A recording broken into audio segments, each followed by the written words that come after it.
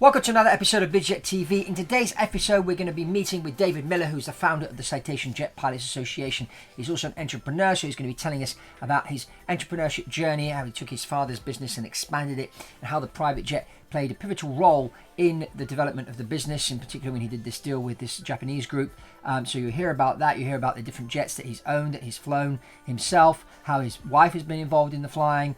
So just a very, very interesting story, and also the mission of the Citation Jet Pilots Association, which is doing incredible things around the world. And so we'll be talking about that towards the end of the interview. So I really encourage you to hang on here and listen all the way through. Also remember to get yourself a copy of my latest book, The Quantum Economy. You can click on the link below for that, and also subscribe to Biz Aviation World newsletter. You can get the link for that below as well. So let's get into today's interview with David Miller. So off we go to Dallas to meet with David and have an interesting chat and hear his story, which I'm sure you'll get a lot of value from. Off we go. So David, welcome to BizJet TV. It's nice to have you here. I guess it's sunny over there in Texas right now. About 41°C, as you might say in the UK today. It's warm. Okay, that's nice. Here it's about 15 degrees Celsius and it's raining. Welcome to England. Thank you. Yeah, so David, you have an interesting story to tell. You started this car wash business, and it just went, crazy, and did really well. Tell us about how you started in the car wash business, how that entrepreneurship journey evolved over time. Over to you. Fabrizio, I was fortunate in that I had a family member. My father started the business in 1960. Okay. Yeah. And I was probably 9 years old. And my job back in when I was 10 years old, my father made car wax and polishes and products for automobile reconditioning. And he used to produce one product in our family garage at home. And every Sunday after church, my job would be to put a little container in another little container laid out over the concrete floor of the garage when I was 10 years old. So I started in the family business at a very early age. Wow. So how big was the business? How big did your father manage to grow the business? Was it just was it in Dallas? Is that where you started? It was back in the 1950s, and after World War II, he came to Dallas, and he back in those days there were no car washes or detail shops, as we call them in the U.S. If you cleaned up your car, it was done at a gas station. Okay. So he actually drove his car he owned gas stations, and then he decided he was going to sell products, polishes and waxes to all these people in gas stations. Yeah. And he managed to find some formulas from a gentleman in California and started manufacturing at night. So he would literally make these products at night in the garage and go out and sell them during the daytime. And I grew up in the business from age 10 until I left college. I used to work in the plant and the driving forklifts and that kind of thing all the way through college. Yeah, and then you sold your business in 2005. So when you got to 2005, was the business just in Texas, or was it all over the nation? We had a fairly large business. It was over 20 million in revenues, and we had distributors around the country and some around the world, and they would buy our products, and it was a typical like a snap-on tool concept where we made several hundred products. They would buy them all, put them in their truck, and they would drive from car wash, car dealerships, anyone that used products to clean up a car. And they were independent business people. And we sold that business to Illinois Tool Works, a fairly large company out of Chicago, in 2005. Okay. Now tell us about when you started flying, because I know you fly with your wife. Yes. When did you start flying? Did you just start as a hobby? Tell us about that, because obviously the people watching are really interested in hearing this. I got the bug probably about age 10. Got my license in high school in 1968. Okay. I was a licensed pilot before I was a senior in high school. So I was Same with me. I started flying when I was 15. Crazy about flying, ever since my dad flew P-51s. He was an instructor on the U.S. side. He didn't have any combat experience, but during World War II, he flew based in Florida and flew P-51. So I had some probably some DNA, some flying DNA, but I got my license back then, and we had our business. It was very small at the time, maybe $1 million or $2 million in revenue, but I had to figure a way I could buy an airplane to expand the business. Okay. So I've heard you make comments about people buying too much airplane that they couldn't afford. That was exactly the story. So I bought our first airplane was a Beech Baron, and then we bought a Duke, a Beech Duke, and then a B-100 King Air, and then I wanted to go in the jet age, so I bought a Sabreliner, a 1965 Sabreliner, and then a Falcon 10. And so we kind of expanded as the business grew, and we used those airplanes to travel around the country, mainly U.S., to expand our business and build it, visiting customers and that kind of thing.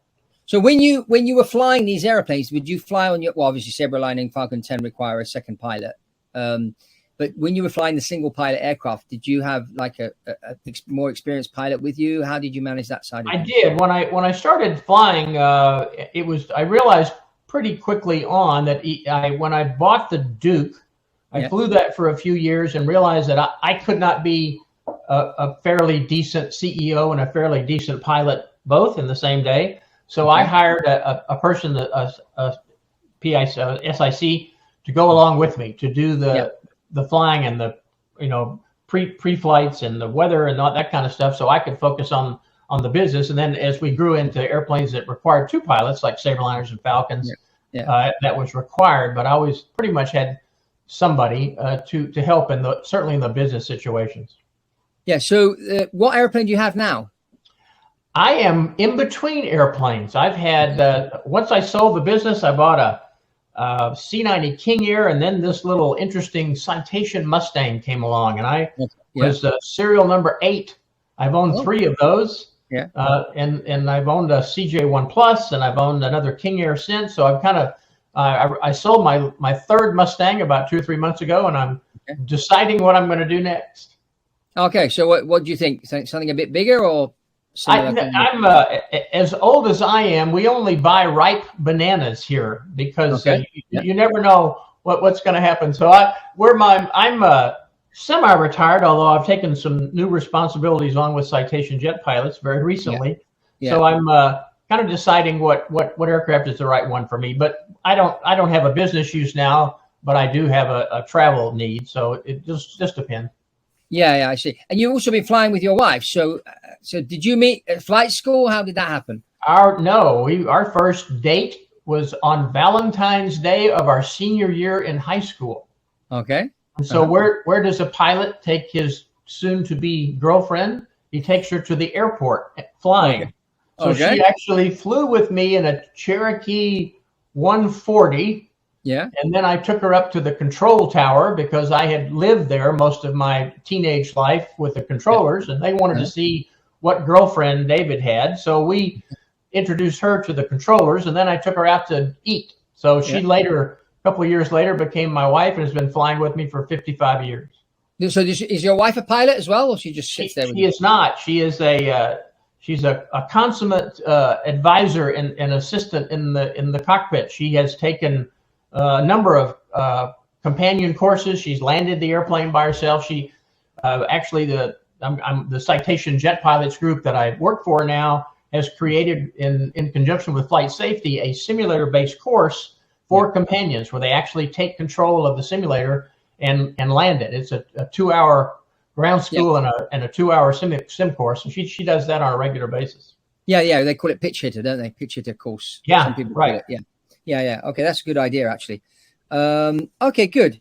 Now, what are the key things that you've learned as an entrepreneur? Well, I think probably hiring the right people, talented people, and getting out of their way. Most entrepreneurs like to micromanage. We're really good at that. But I think if you hire the really high quality people and let them flourish, and try to nourish them along the way. And I think I achieved my greatest success in finding the right people and encouraging them and to be more productive and more successful.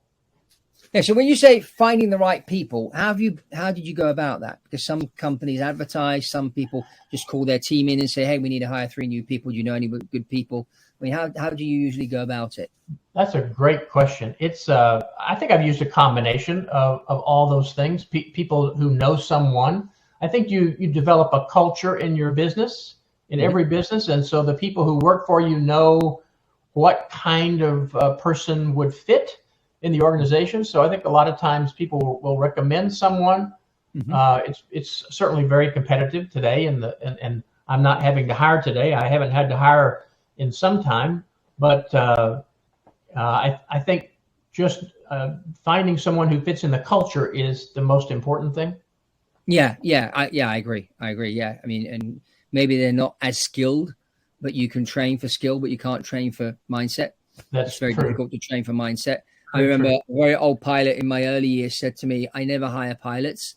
I hire good men and then make them become good pilots instead of the other way around, because I've tried, it never works." So the same can be applied for a company. I mean, just hire good people who've got good. Yeah, I think it's also important to look for those people that are a little bit, we might say, off the wall, who are creative or who may not fit exactly in the mold, because it can stimulate other people in your organization to think outside the box. For instance, if you hire someone with a different skill set or different background, I had some success doing that. Yeah. Okay. So now let's going back to the airplanes that you've had over the years.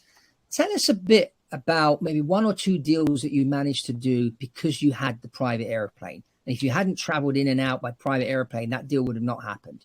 Tell us how the plane played that pivotal role in that deal.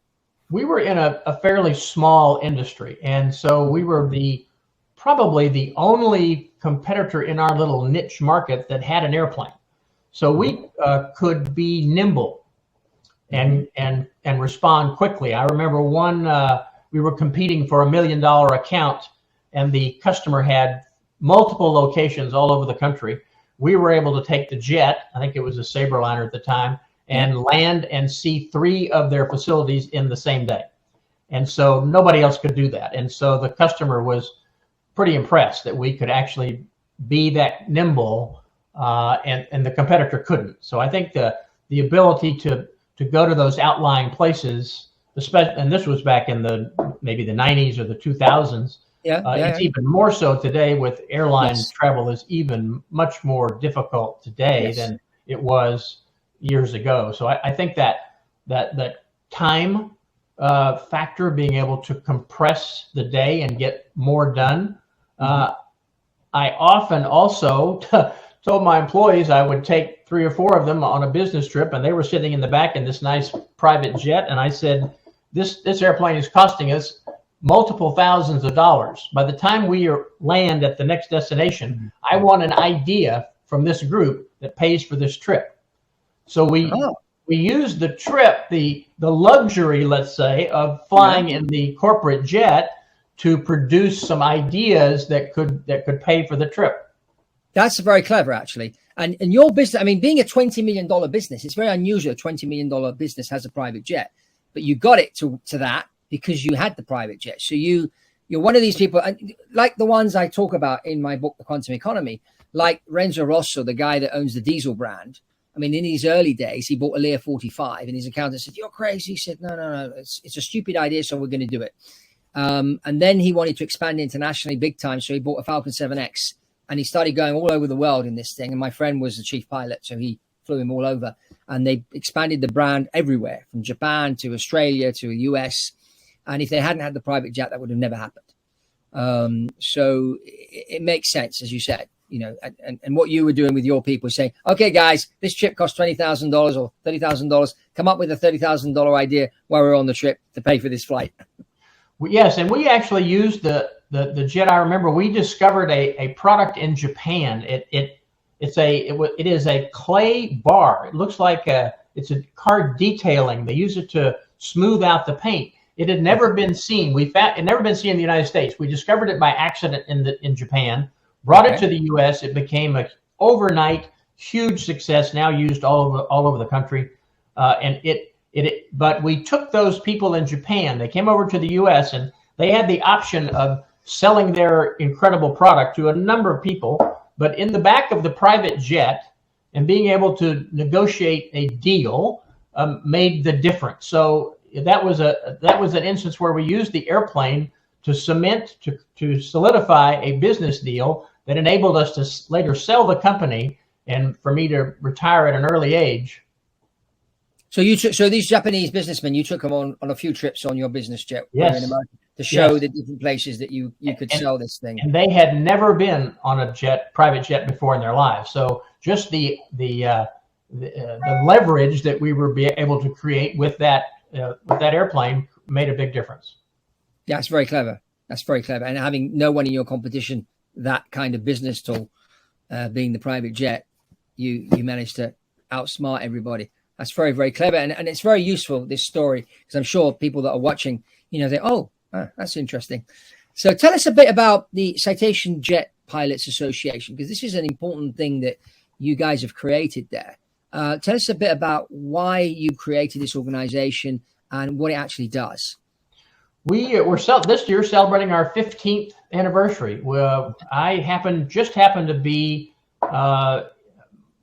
looking for a jet back in 2008 when the Citation Mustang was created, and there was no owners group for this the Eclipse was coming out at the time, and the Mustang, and all these single pilot jets, and there was no owner group, and so it was created. I just happened to be the right place at the right time, and I happened to be one of the founding members of the group 15 years ago. Yeah. And we have grown from 5 guys on a napkin at a bar to over 1,400 members and almost 1,000 citations now in the organization. And we are the I guess the predominant jet owner pilot, single pilot organization in the world now. It's an amazing group, very focused on safety. We have events all over the country. We've created some new training initiatives with people like flight safety that are flying with trying to reduce the single pilot accident rate. Ours is pretty good. We're about to celebrate 3 years of accident-free success in our organization. But the industry in itself has some challenges with single pilots flying high performance jets. And so we have created tremendous amounts of safety information, which we give for free to any pilot on our website, because we want to promote safety and reduce the accident rate, reduce the insurance rates, and all things like that. Yeah, I've covered a number of accidents over the last few months, really, and lots of Citation 1s crashing, Citation 2s. I should imagine these people are not part of your association. And, when you look into it, I mean, the causes of the accidents are always the same 3 or 4 things. They didn't de-ice the airplane. They came in too high, too fast. Went off the end of the runway, and every accident, regardless of whether it's a member of our organization or not, affects our insurance rate. So we have a huge incentive to improve that situation. We have created over 40 training videos. We call them What Good Looks Like. And so we have a whole library that's accessible for free to anyone. But our members have special benefits of being members of the group. But it's a fantastic place to exchange ideas. We have a great website and lots and lots of information. It's the best bang for your buck if you want a citation to join and get all kinds of operational information to save money and become a safer pilot. Yeah, which I think is really, really important. And I think what I've noticed after COVID, a lot of people have decided to learn to fly. So the number of people now, entrepreneurs in particular, deciding I'm going to learn to fly, I'm going to buy myself a Cirrus S22, start flying that, build up maybe 300-400 hours, then go and buy a TBM, fly that for maybe 400 or 500 hours, and then go and buy myself a Honda Jet or a Phenom 300 or a Citation CJ4 or one of those planes. And of course, now we've got Honda about to go ahead. They're going ahead with the Honda 2600, which is going to be interesting because that's going to have quite a long range for single pilot aircraft. And there's lots of talk now about single pilot airliners. And a lot of pilots saying it's never going to happen. but you know, it will eventually. And I think a lot of it will depend on how the AI interacts with the actual live pilot on board, and if there's possibility of another pilot on the ground to connect with the airplane and help. There's also been a Garmin has been, revolutionary in their auto land systems for multiple aircraft now. So there's a sea change happening in the avionics capabilities in single pilot aircraft. Yeah, I know. And so, it's things are changing, but, I always recommend, that people, if they can, take another pilot with them, even just to do the radios and the checklist, because, when everything's going fine, it's easy. You can fly. I mean, we used to do pilot incapacitation practice sessions in the 737 simulator when I was with the airlines, and you could easily fly that thing on your own if nothing went wrong. But as soon as something goes wrong, you need to pull out the quick reference handbook and fly the airplane and do the radios, and all on your own. It's the workload, even with two people, is high, let alone just one. It's amazing. Our CJP members utilize their companions to a great degree, and you'd be surprised how just being able to be familiar with the checklist and being able to change the frequencies or handle the passengers, for instance. When we operate a single pilot jet, we are everything. We're the baggage. We're the ATC. We're everything. And so when we have a challenge on the flight, and our passengers who may be upset or anxious, our companion in the right seat, we use them as what we call a lead passenger. And so they are assigned the task of communicating with all those passengers. So if you have to go around, or if there's an emergency, rather than the pilot be distracted in that situation, we have someone dedicated in the cockpit who can handle that, which allows us to focus on the task at hand. Yeah, which is really, really important. In the airlines, we have a thing called the sterile cockpit, which is under 10,000 feet. You don't talk about anything apart from what you're doing. So the checklists, the radios, and looking at the runway, or the ILS, or whatever you're using for landing. And that's really the last thing you want, is a passenger coming in front and say, "Oh, would you like this? Or can I help? Or what's that?" And no, thank you. We need to be 100% focused under 10,000 feet. But this is the problem with a lot of pilot owners, is they don't have that kind of training, and this is why a lot of them are getting themselves into trouble. And I think we need to sort of have a system in play that can help these people be safe, because a lot of people, they make a lot of money and they learn to fly, and their head gets a bit big, and they don't realize that ice can kill, coming in high or fast can kill. Airplanes are great things, but they can also be very dangerous. Yeah, and at CJP, we create standard operating procedures. We have all kind of manuals and procedures, and we recently produced a new program called Safe to Land, where we have created a cue card, a laminated card that teaches our members what to say on the approach when they become unstable and at what altitudes, and it gives them a pre-packaged decision tree, so that when they, rather than being unstable and running off in the runway, they can make a go-around decision much more easily. Yeah, and the thing is, doing a go-around is not a bad thing. I think some pilots get caught into the ego thing. And, in particular with private jets, I know a number of friends of mine have landed when they shouldn't have done. And, at the end of the day, you have to brief the boss and say, "Look, boss, I'm human. I make mistakes. If I do go around, I'm doing it to keep you safe. So don't have a go at me." Yes, the go around has for many years been a bad connotation. Many people thought of it as a failure. Yes. Because in our case, a go around is the end result of a decision process. It's the best decision you can make. So rather than being criticized by ATC or passengers about a go around, you should be rewarded, because everyone makes mistakes. And so being able to, what's worse, totaling a $9 million citation, or just going around the pattern and landing again. And that's what we're trying to teach with our Safe to Land program. Yeah, that's really, really good. David, thank you very much for being here on BizJet TV, and we'll post the link has been below if people can see where to go to the Citation Jet Pilots Association website and have a look at these wonderful things that you guys are doing. And we just hope that, we can spread the word of what you're doing. And I know that some of the other manufacturers have, like the Honda Jet Pilots Association, they're doing a similar thing. And so it's good to see this happening. And as you know, I've got my new flight school, which will be starting soon, and we'll be talking about that here on BizJet TV. But anyway, David, thank you very much for being on BizJet TV. Those of you that are watching, remember to subscribe and give us a comment in the comments box, and a thumbs up. And remember, get yourself a copy of The Quantum Economy, and also subscribe to the newsletter, which you'll find the link below. Thank you very much, everybody, and see you on the next one.